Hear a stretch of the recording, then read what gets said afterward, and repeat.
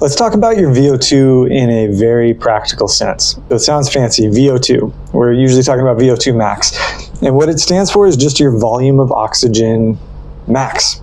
So practically speaking, it just tells us how much oxygen you breathe in from the air around you and how much of that you can actually use to produce energy.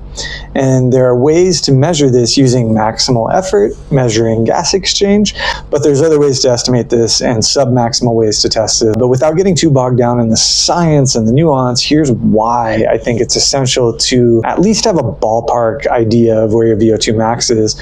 And I'll start by showing you the process of how I figured mine out. First, we need to test.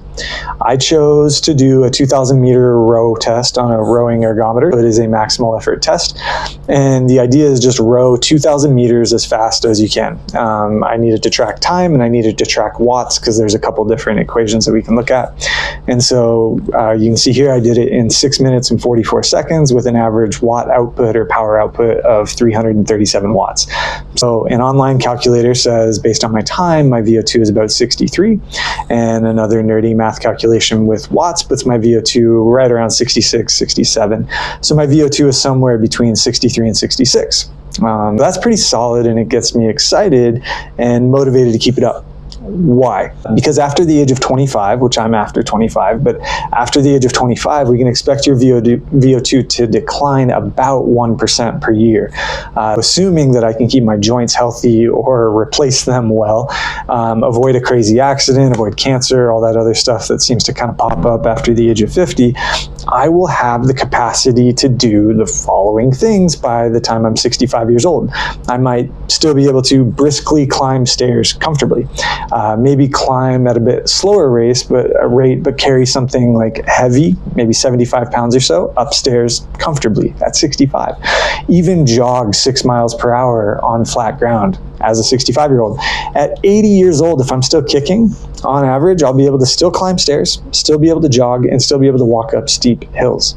Now let's look at an average fitness level. If your average fitness level by 65 years old, walking at 3 miles per hour up steep hills, like 10% incline, that's still in your cards.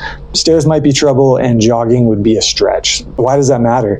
Well, why would you want to sprint and be able to move around and be able to move quickly as a 65-year-old?